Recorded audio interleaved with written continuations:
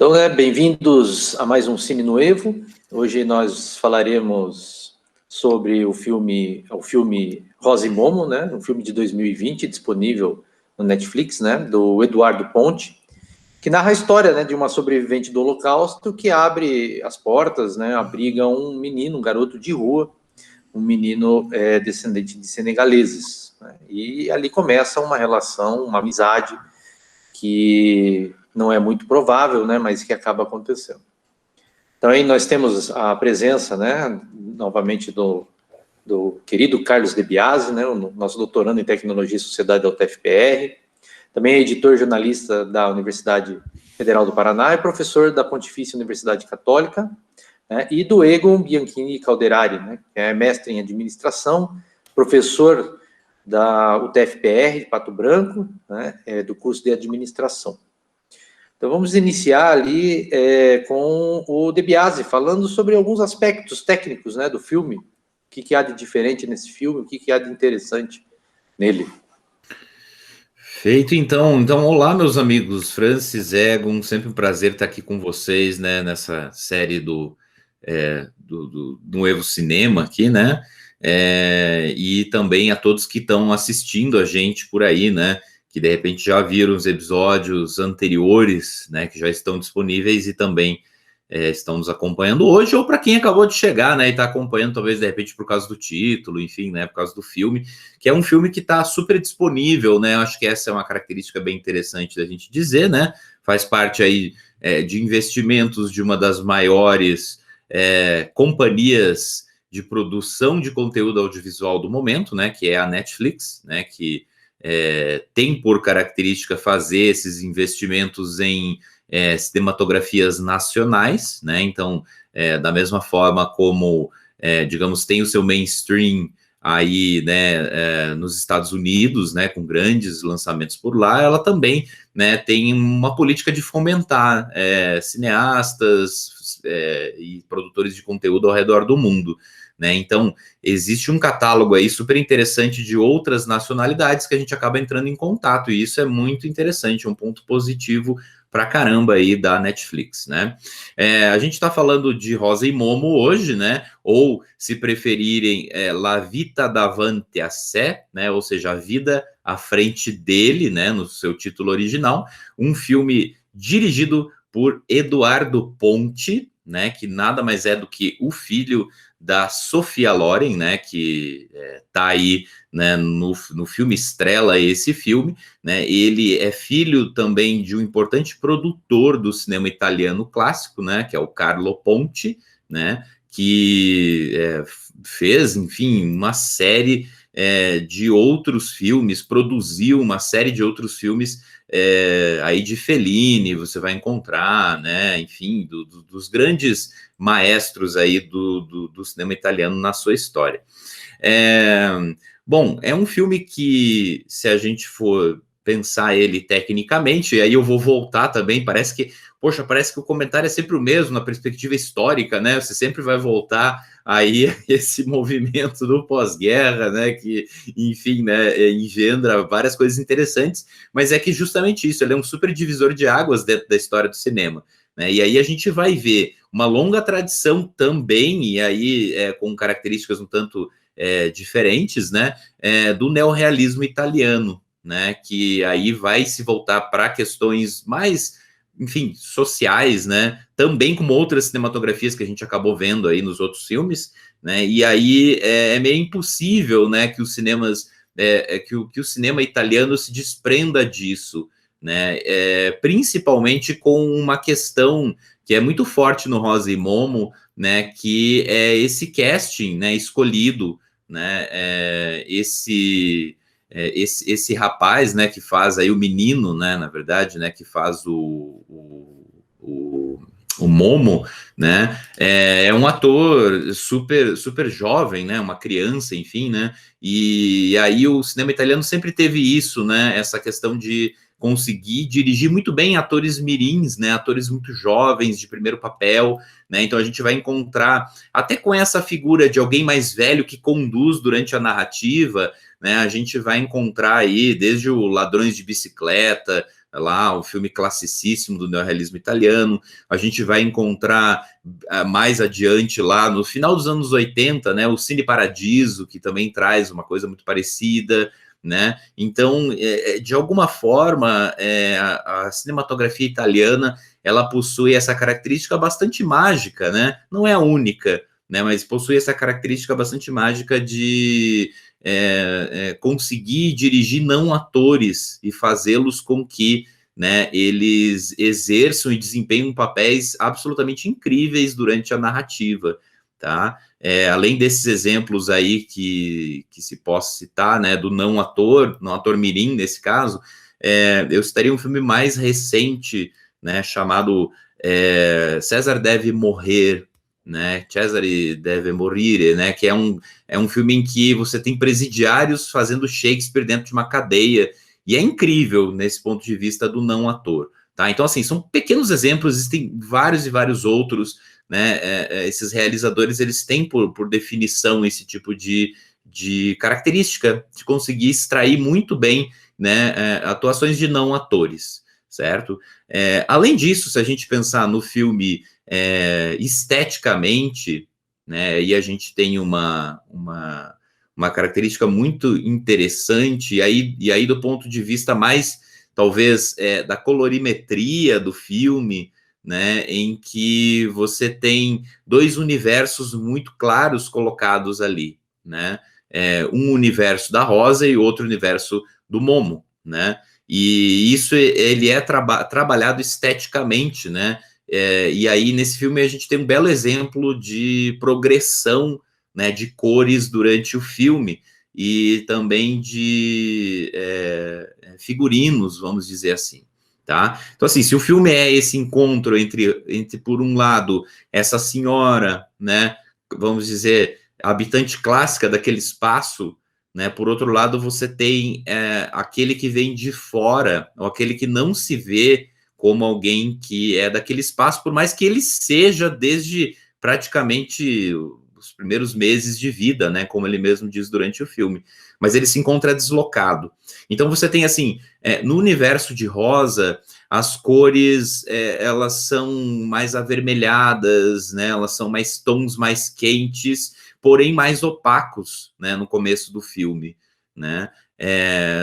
Na outra ponta, na ponta do Momo, a gente tem tons mais azulados, né, ou tons mais obscuros, né, enfim, né, que contrastam e até lembram um pouco a fotografia, né, de outros filmes até com um elenco negro bastante forte, como Moonlight, que é um filme assim, independente norte-americano que ganhou Oscar até, né, alguns anos atrás, né, e aí esse super contraste entre a coloração roxa e a coloração azulada, né, nos tons de pele negros de Momo, né, e é bem interessante essa questão. Conforme o filme vai indo, né, e os dois universos vão entrando em choque, vão sendo discutidos, debatidos, você tem uma mixagem dessas paletas de cor, né, e ao mesmo tempo que era opaco do lado de Rosa, né, vai se tornando mais transparente, vamos dizer assim, vai assumindo outros tons mais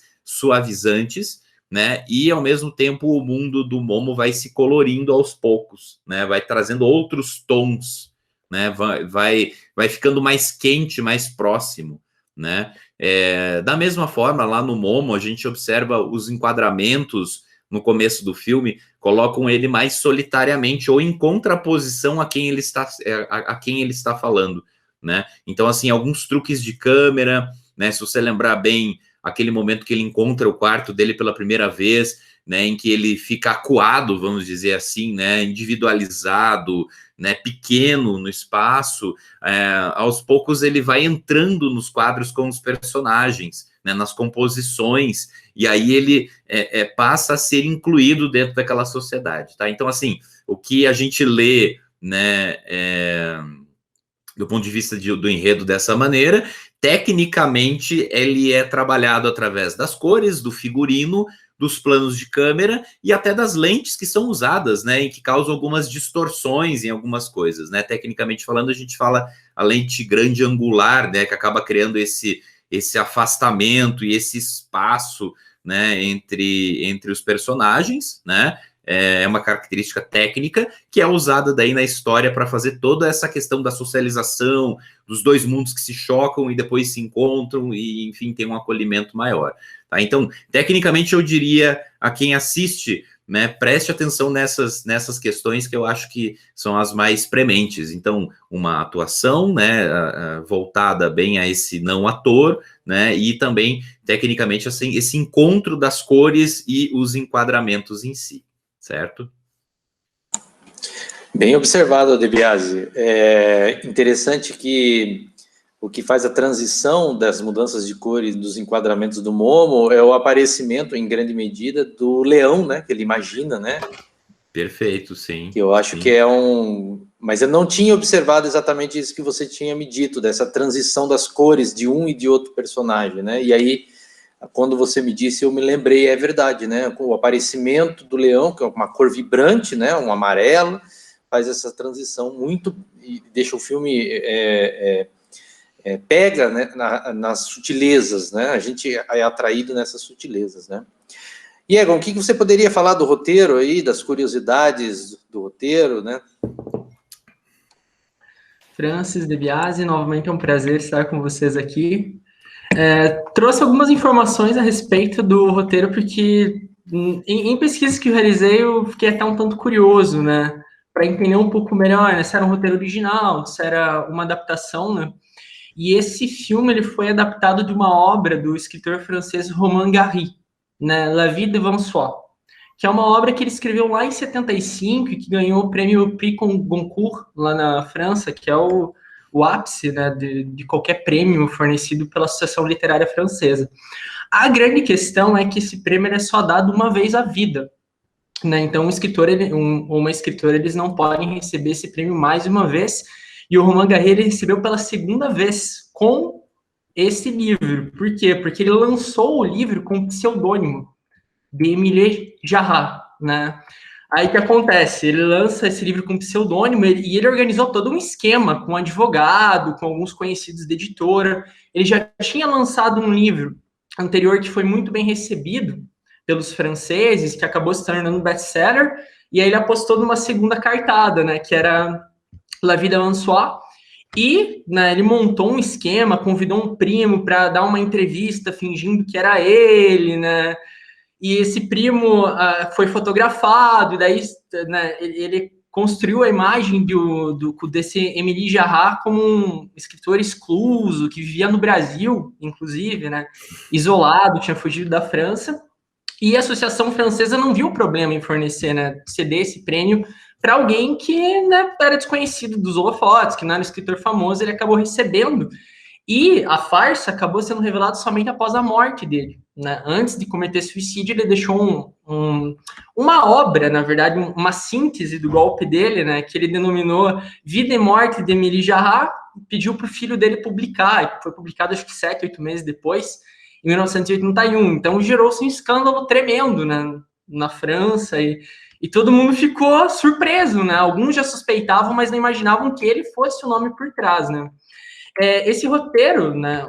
Na verdade, o livro do Émile Jarrat ou do Romain Gary, como vocês né, preferirem, ele foi adaptado né, para um longa em 1977, La Vie de François, que é um longa francês que né, capta a história da Madame Rosa, da relação com o Momo, só que em uma perspectiva um pouco distinta do que foi reproduzido aqui, né? Na obra, né, a construção é diferente, a história, né, em síntese, o ambiente da história, a trajetória da Madame Rosa, a trajetória do Momo são semelhantes, mas é uma construção distinta. Esse roteiro ele foi adaptado, né, pelo diretor, o Eduardo Ponte, com mais alguns outros escritores, e ele conseguiu, né, a partir do roteiro, atrair a atenção da sua mãe, né, da Sophia Loren, que volta às telas depois de 10 anos. Né? Ela havia ficado reclusa há muito tempo. Ela disse que não participaria de um filme que não interessasse a ela. Né? Então, ela chegou né, num nível da carreira dela que ela vai escolher o que ela acredita né, ser algo que ela possa vir a fazer, que ainda ela possa vir a contribuir né, para o cinema. Aí, como o filho dela provavelmente conhece a mãe muito bem, né, conseguiu atraí-la a partir desse roteiro, né. É interessante destacar também que quem faz a trilha sonora do filme é o Gabriel Yared, que é um compositor libanês, e ele foi vencedor do Oscar, né, e do Globo de Ouro pelo filme, pela trilha sonora do filme Paciente Inglês. Esse filme, inclusive, ele concorreu, né, ao Oscar em melhor trilha sonora e venceu o Globo de Ouro na melhor categoria. A Sofia Loren foi indicada também ao Globo de Ouro pela atuação dela nesse filme, e tanto ela como o Ibrahim Gueye, que é o ator mirim, né, o menino que faz o Momo, foram indicados para vários prêmios também, né, incluindo Saturn Awards, outros prêmios ao redor do mundo. Esse filme ele não passou pelo cinema, ele foi diretamente lançado na 6 de novembro de 2020 na Netflix, Estados Unidos, e depois, posteriormente, a partir do dia 13, foi disponibilizado no restante do mundo. Eram essas curiosidades principais. Mais uma coisa, o filme foi rodado em Bari, né? É importante citar, uma cidade ao sul da Itália durante o verão. Então é por isso que a gente percebe, né, um clima assim aberto, né, com paisagens de veraneio mesmo, né, com clima, apesar da fotografia opaca, como bem mencionou Carlos De Biasi, né, obscurecida em alguns pontos, a gente consegue perceber, né, que os dias reproduzidos no filme eles são dias de sol, né, sem mau tempo. Interessante. De Biasi, naturalmente que a cultura latino-americana aproxima todos nós, né, de uma certa forma, e não é diferente quando a gente compara, por exemplo, a forma de viver no Brasil com a forma de viver na Itália. Tem muitas semelhanças, então é um filme que atrai bastante a nossa atenção, de nós brasileiros, né? Por exemplo, o tráfico de drogas, que é algo conhecido, que está ali, todo mundo sabe que existe, mas também faz-se de conta que não se percebe, não se está vendo, né? E ali tem uma clara corrupção de menores, né? Eu gostaria que você comentasse, né, que aproximações você vê da nossa cultura com a do filme. Uhum. Eu acho que é até interessante que o Egon citou ali, né, a Bari, né? Bari é sul da Itália, né, e aí a gente tem uma divisão muito clara cultural, né, dentro do país, pelo menos da Itália, né, entre que são grandes estereótipos, né, mas entre um norte supostamente desenvolvido, né, e um sul subdesenvolvido, que assim acaba em alguns aspectos culturais até estando mais próximo, né, daquilo que fica logo ali além, né, no Mediterrâneo, né, que são a África em si, né, o norte da África, do que necessariamente mais próximo desse imaginário, né, europeu, né, frio e desenvolvido, né. Inclusive é compartilhado o clima em si, né, é muito comum que no verão você tenha influência direta do deserto do Saara sobre aquela região, inclusive com tempestades de areia, né, enfim, né, então é muito próximo fisicamente, geograficamente, culturalmente, né, e aí acaba se trazendo muito esse conflito, né, a gente acaba vendo esse conflito ali no filme entre aquele que está ali, né, já mora, e aí é uma característica europeia, vamos dizer, né, aquele que já mora ali naquele espaço há bastante tempo, mas veio de fora, o estrangeiro, né, e que, assim, ele não é aceito dentro dessa sociedade, em teoria clássica, né, em teoria, assim, que já está ali desde sempre, né, quando, na verdade, tudo é uma grande mistura, né, tudo as culturas, elas sempre se conversaram, principalmente dentro desse imaginário dessa situação política até europeia, né? Basicamente são milhares de tribos, né, que às vezes cooperam entre si e às vezes não cooperam. Europa é isso, né? E ali talvez a gente tenha essa característica bem específica.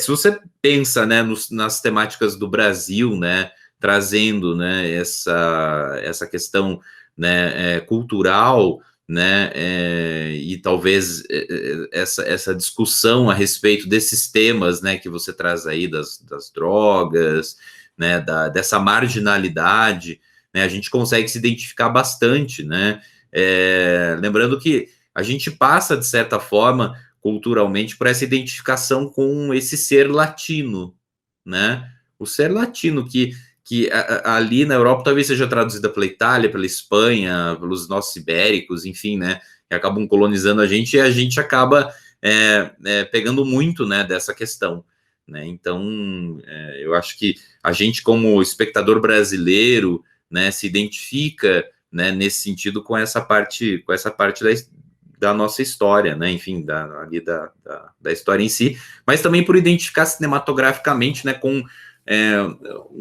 assim, uma série de filmes que são feitos aqui no Brasil a partir dos anos 2000, que a gente chama de... Na verdade, não é a gente que chama, isso é interessante da gente frisar, né? Foram os norte-americanos, né, que criaram esse gênero, observando o nosso cinema, né, que é o favela movie, né? Então, essa coisa assim de, poxa, é um filme que fala de miséria, né? Então, a gente meio que assumiu essa pecha, a gente sempre precisa de rótulos que vêm de fora, acho que para validar um pouco a nossa cultura, que na verdade é super rica, se a gente só observasse por nós mesmos, fizéssemos a própria gerência da nossa cultura, né? Mas tem muito isso, né? Acho que cinematograficamente, perdão, né? Se a gente fosse aproximar, a gente poderia aproximar com esses filmes, né? Filmes que tratam talvez dessas questões sociais mais prementes, né? Que ficaram famosos aí a partir dos anos 2000, cinema da retomada, né, a Cidade de Deus, né, algumas vezes até o Tropa de Elite, enfim, né, essa série de filmes, né, então eu acho que a gente acaba se identificando por conta dessa cultural, dessas características culturais, né, e é isso que traz muito ali, né, que eu vejo que acaba aparecendo. Tem uma outra característica que também é essa coisa do crime, perdão, italiano, né, você vai acabar encontrando que é uma das discussões, né, desse ser globalizado imigrante, né, dentro da sociedade, né, e o quanto que ele fica exposto, né, à marginalidade em si, né, o cinema, e também como que as formas mais tradicionais de crime italiano talvez conseguem se atualizar, né, e chegar nesse ser que, assim, tá ali à margem da sociedade, e por isso ele é muito cooptado para o crime, ele fica barato, né, esse tráfico de pessoas, esse tráfico para essas máfias, né, fica muito barato a gente conseguir colocar essas pessoas para fazer qualquer coisa que a gente queira, são mão de obra barata, né, para crimes escusos, e isso vai aparecer ali, por exemplo, num filme que chama Gomorra, né, que trata dessa máfia mais ao sul, né, em Ndrangheta, né, que são assim, essas grandes redes de crime, né, italianas. Então a gente vê isso até, sei lá, tem uma série do próprio Netflix, né, que se passa em Roma, ai meu Deus do céu, fugiu o nome dela agora, mas também trata disso, né, trata dessas... Suburra, esse é o nome, Suburra, né, que fala desses crimes, né, então aquela figura clássica do mafioso, né, daquele que, por honra, e que talvez o cinema tenha trazido muito isso, né, Poderoso Chefão, o Don Corleone, enfim, esse romantismo por detrás dessa figura do mafioso, daquele que faz seus negócios escusos, mas em determinados pontos ele tem honra, ela é um pouco jogada por terra e discutida, né, nesses movimentos e por esses cineastas, né, desses espaços que mostram que, na verdade, você está basicamente vendendo, né, essas pessoas e privando elas da sua liberdade, dos seus direitos civis, né, enfim, jogando com elas, né, como faz ali o próprio traficante, né, que é um dos personagens desse filme. Então eu vejo essas questões atravessando, assim, né, do ponto de vista social, sabe? Interessante. Egon, que personagens você destacaria aí no filme, que mais te chamaram a atenção? Né? Claro que isso é sempre muito particular, porque é uma questão de identificação, né, entre o telespectador e os personagens. Mas, assim, quais vocês gostariam de destacar, assim, e por quê, né? Bem, primeiramente eu destaco a atuação do Ibrahim Gueye no papel de Momo. Eu acredito que ele conseguiu interpretar assim de forma magnífica, né? Uma criança que sofreu toda a violência desde pequena, vivenciou tantas situações e, como o Carlos De Biasi mencionou, foi cooptada depois pelo crime, né? Justamente porque ela não percebe alternativas, né? Ela não está na escola, ela não tem família, ou seja, não existem instituições que a amparem, né? Tem uma cena até que o Momo ele sai da consulta com o médico, juntamente o médico que criou ele, né? Juntamente com a Madame Rosa, e ele vê a cena de uma família sendo, né, pega pela polícia, as crianças sendo retiradas dos pais e levadas, né? Isso ilustra na situação de vulnerabilidade que ele passa, né? Ele começa a olhar aquilo, né? E daí a Madame Rosa tenta resguardá-lo, talvez pela primeira vez, né? Alguém pensa no sentido de, olha, né? Isso daqui você tem que deixar de lado, não quero expô-lo a isso, né? Coisas que ele já estava habituado a ver na rua. Então, eu acredito que ele consegue entregar muito bem, assim, o que pede o papel, né? Você percebe a revolta nele, e muitas vezes ele não precisa nem falar, simplesmente no olhar você percebe, né, as marcas que ele tem, né? Dentro da alma dele, né, da violência que ele sofre desde pequeno. Tanto é que ele trata a violência com naturalidade. Tem uma cena que ele vai consolar lá o colega dele, que era outra criança que estava sendo cuidada pela Madame Rosa, e ele fala, né, meu pai assassinou minha mãe, né, porque a minha mãe queria deixar de ser prostituta, meu pai não queria que ela deixasse de ser, né. Isso foi na frente dele, né. Então ele fala aquilo como se fosse algo comum, né? Não habituado ao carinho, então muito rígido, né? E ele vai amolecendo com o passar do filme justamente pelo contato com a Madame Rosa, né? Que também, né, apresenta as mesmas características, né? Ela vivenciou, foi uma sobrevivente de Auschwitz. Então toda a violência que ela carrega, então ela vivenciou uma infância muito parecida, né? Acredito que esses laços, a partir dos dois, são construídos a partir do momento que ambos começam a se revelar um pouco mais ao outro. Acredito que ambos os personagens eles apresentam características assim de pessoas rígidas, duras, né? Que a vida acabou batendo demais, surrando demais, que vivenciaram violência desde cedo e não estavam habituadas ou tão habituadas ao afeto, né? A atuação da Sofia Loren é destacável também. Eu me identifiquei muito com a Madame Rosa, né? Ela lembrou, inclusive, uma tia minha já falecida, assim, né? Tanto quanto rígida, mas carinhosa ao mesmo tempo, né? Acolhedora quando precisa. Então, tentando transferir para o Momo e para as outras crianças, né? Talvez a experiência dela, né? De todos os temores e tudo que ela vivenciou. E acredito que outro personagem que possa ser destacado também nessa relação é a Lola, né? A Lola interpretada por uma atriz trans, né? Abril Zamorra, que é também diretora, escritora espanhola. Eu acredito que ela coloca assim uma leveza um pouco maior, assim, principalmente no princípio, né? Da relação conflituosa da Madame Rosa com o Momo. Ela traz um outro elemento mais conciliador, né? Que traz outra perspectiva, que também é uma personagem marcada pela violência, né? Ela até menciona que, por ser trans, o pai dela tinha simplesmente deixado a de lado. Depois ela vai, né, a história dela vem sendo trabalhada também, né? O personagem dela vem sendo trabalhado numa reconciliação com o pai, que é o momento que o Momo ainda aproveita para resgatar depois a Madame Rosa do hospital. Então, acredito que eles conseguem traçar muito bem esse contraponto, né, de pessoas marcadas por violências, marcadas por histórias de sofrimento, mas que no fim acabam conciliando, né, as suas histórias, as suas vidas, e encontrando repouso, né, um nos braços dos outros. Eu queria fazer Desculpa, Francis, eu posso fazer um adendo aqui, claro, que eu achei interessante. Esse papel da Sofia Loren em si, ele é muito interessante, daí por quê, né? A gente pensa nesse ato dela, né? Nessa questão que ela ficou fora, né? Tanto tempo das telas, né? Fez muitos filmes. Os últimos filmes que ela faz são justamente com o filho dela, né? Que é assim, essa coisa que, em quem ela confia. E eu acho que pensando na própria trajetória da atriz, né?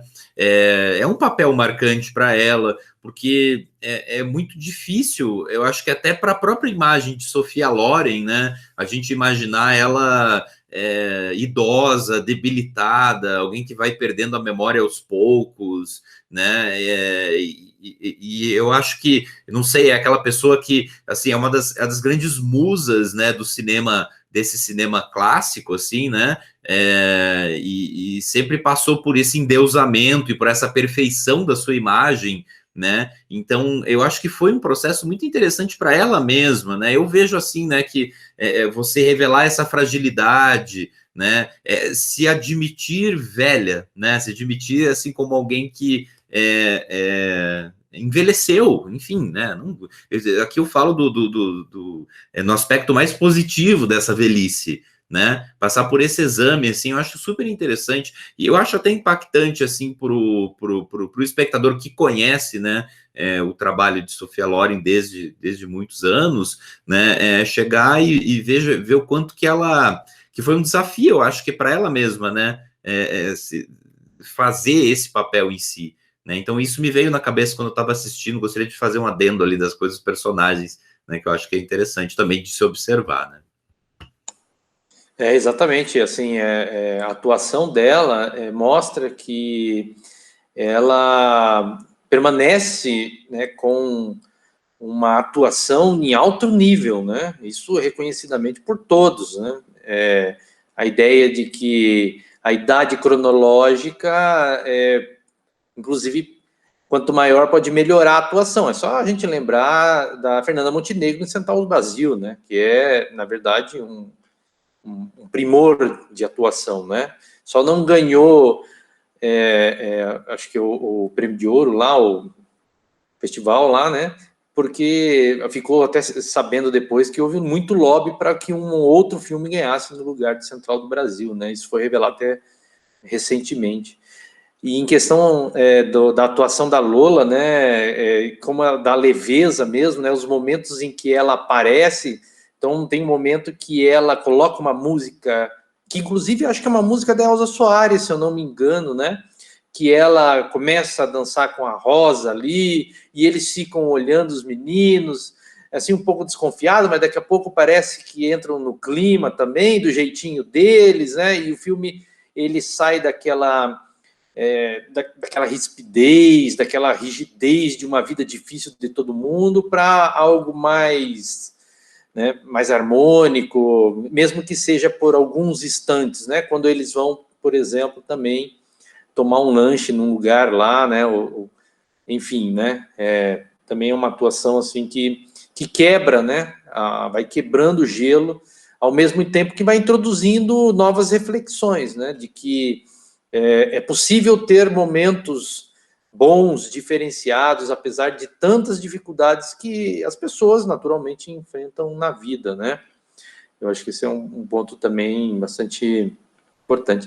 De Biasi, você poderia também comentar, assim, como de uma certa forma, né, existe, talvez não diretamente, mas indiretamente, é apresentado no filme assim o papel da arte, né? Por exemplo, na cena do Senhor Amil, né, com o tapete, ou quando ele menciona o livro Os Miseráveis, né, do Victor Hugo, como processo educativo, inclusive quebrando um pouco aqueles preconceitos que nós temos em relação aos muçulmanos, né, que não seriam afeitos, né, ou a outros elementos culturais que não sejam da cultura deles, né, originário da cultura deles, né, que situações você poderia, assim, destacar, De Biasi?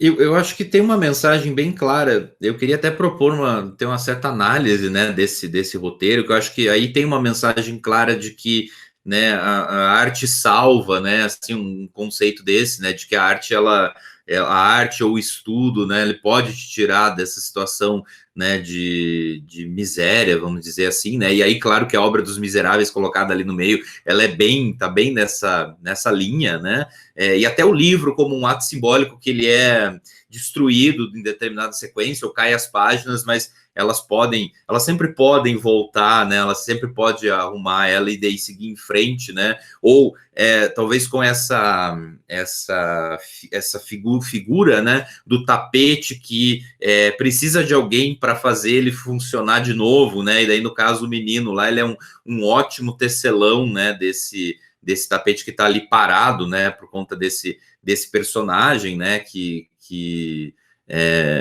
acaba tendo até um papel, né, em algum momento de contraponto ao traficante, né? Então, assim, são os mentores, né? Assim, você pega essa coisa o roteiro de Rosa e Momo não tem nenhum segredo, assim, mas é interessante a gente observar essas figuras, que são figuras do roteiro clássico, né? Que são os mentores, né? Que são aqueles que guiam o personagem, né?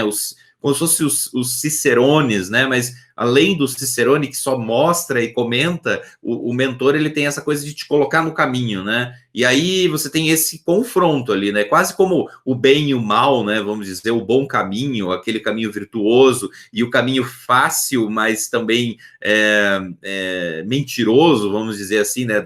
Lá da vida do crime, né? Lembrando que é o mentor, sempre entre aspas, né, do mal, que leva ele a ganhar a bicicleta rapidamente. Isso é um orgulho para ele, né? Bem interessante, né? Então você consegue ver esses dois mentores, né? E veja que, claro, ele faz a sua escolha, né? Ele deixa um de lado, né? Em uma das sequências-chave do filme, aquele fica sozinho, né? Que é um personagem sozinho em si, né, é abandonado pela família e etc e tal, né, ninguém liga para ele termina entregando justamente a fala, né, ou seja, o celular para ele, e deixando lá e falando assim, eu não vou mais fazer essa vida, e vai pro mentor, que é o da arte, que é o, enfim, né, do bom caminho, vamos dizer assim, né, e a gente pode ver também, né, como uma certa mentoria, claro, a figura da Rosa, que aí você até citou, Francis, Central do Brasil, lembra muito, assim, na estrutura essa coisa, né, de ter a figura feminina ali, né, que conduz o menino, e também nesse processo acaba aprendendo, né, ensinando e também aprendendo, né, a humanidade, né, como é o caso da figura da Fernanda Montenegro, Central do Brasil. Então veja, né, ele não tem segredo, mas tem altas coisas interessantes, né, e aí, é claro, o menino, ele tem um dom artístico também, lembra que ele desenha, né, ele desenha a casa em si, ela é cheia de arte pelas paredes do menino que faz lá, né? E aí essa figura do leão, né? Que a gente podia discutir aqui, né? O que ela realmente significa, né?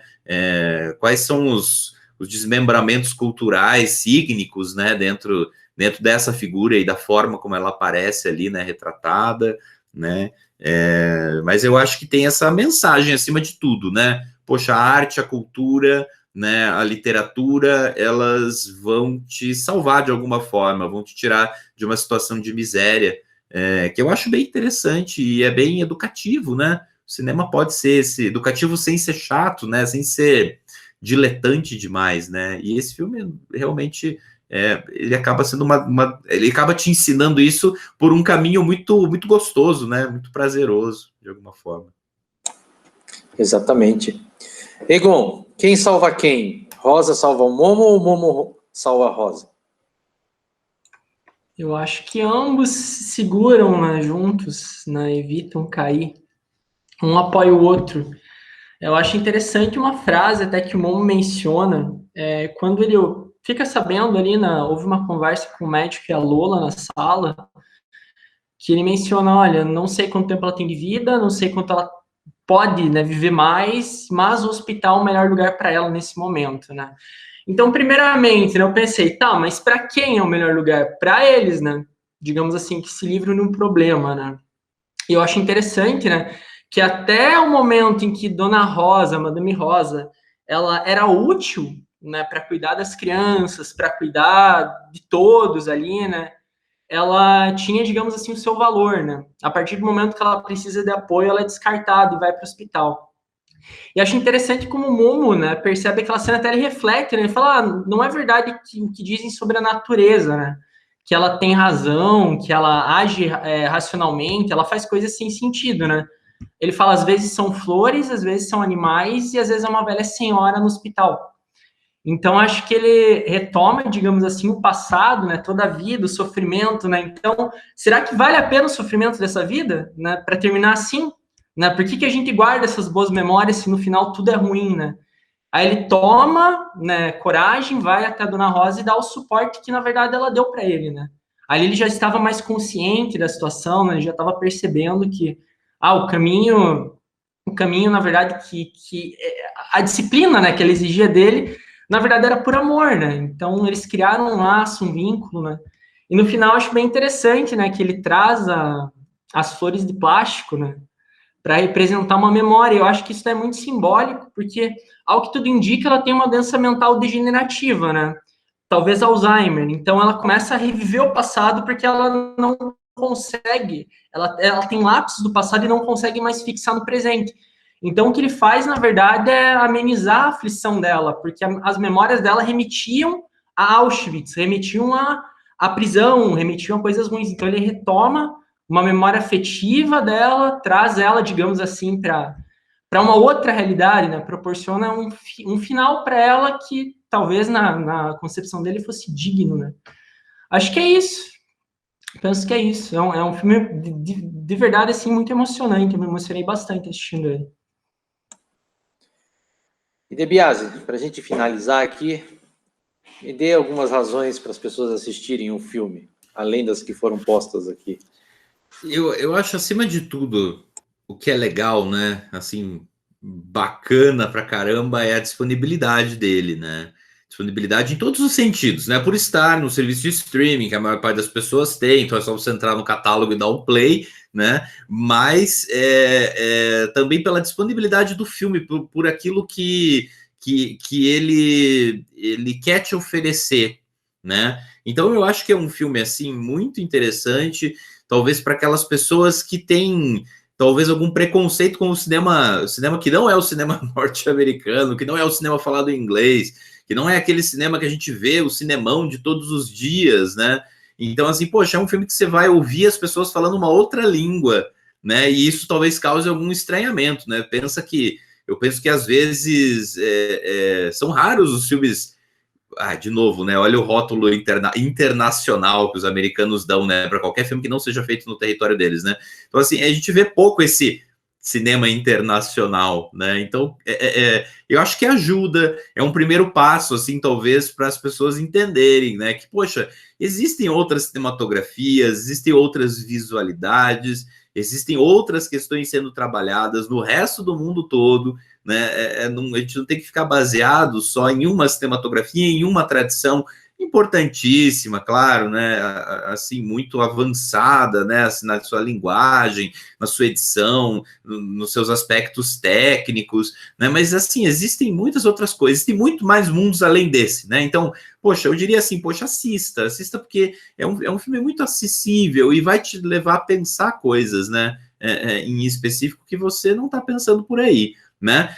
Aí, como um segundo passo para adiante, né, e aquela recomendação, né, do que ver além disso, tem um filme que se chama Ciganos da Ciambra, né, Ciambra, aqui, que a gente for ler em português, né, que é um filme de 2018, do Jonas Carpigiano, né, que ele vai falar sobre, também tem um elenco jovem muito bom, né, mas ele vai falar de outros excluídos da Itália, que são as comunidades romani, ou seja, os ciganos, né? O zingari, né? Como eles falam lá, né? Então, eles sempre estiveram, os ciganos, né? Então, eles sempre estiveram também à parte há muito mais tempo, até, né, historicamente falando, né? E também sempre ligados a essa ideia do crime, essa ideia de alguém no qual não se deve confiar, né? Então, assim, é um filme super neorrealista, inclusive foi exibido aí nos festivais de Cannes, da vida toda, né? Então, assim, acabou tendo uma projeção, mas não chega muito até a gente, né?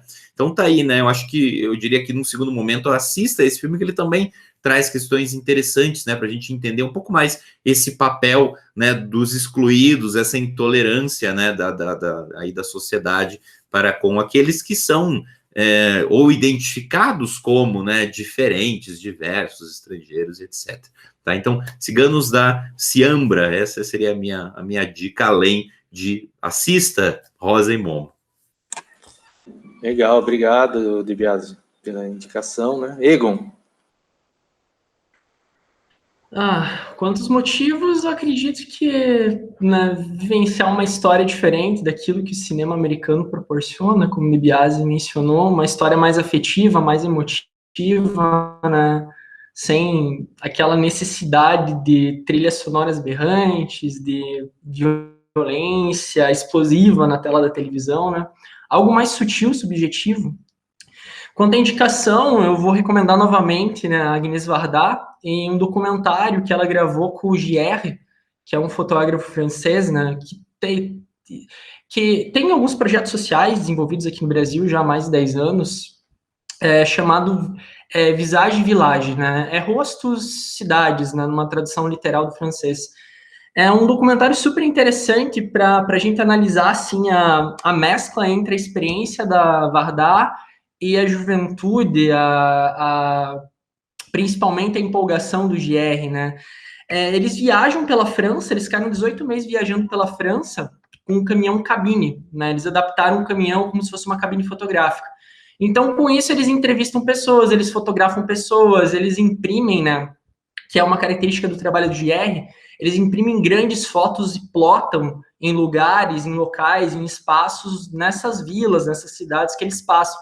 E é um filme bem interessante, porque apesar de ser um documentário, ele foge daquele documentário com narração. Então, você percebe assim, a sintonia da Varda com o GR, a interação que eles têm. É um documentário maravilhoso, é sublime, é leve, ajuda a refletir sobre várias questões também, né? De quem são as pessoas, quem são os trabalhadores, né? Por que as pessoas reais, elas são tão invisibilizadas nessa nossa sociedade? É a recomendação que eu faço. Muito boa também, Egon. Então, gostaria de agradecer aí, né, ao meu amigo Carlos, meu amigo Egon, pelos comentários, né, aos espectadores também que estiverem assistindo aqui, nosso agradecimento, né, e em breve estaremos fazendo um outro Cine Nuevo, né. Então, um abraço aí a todos e a todas.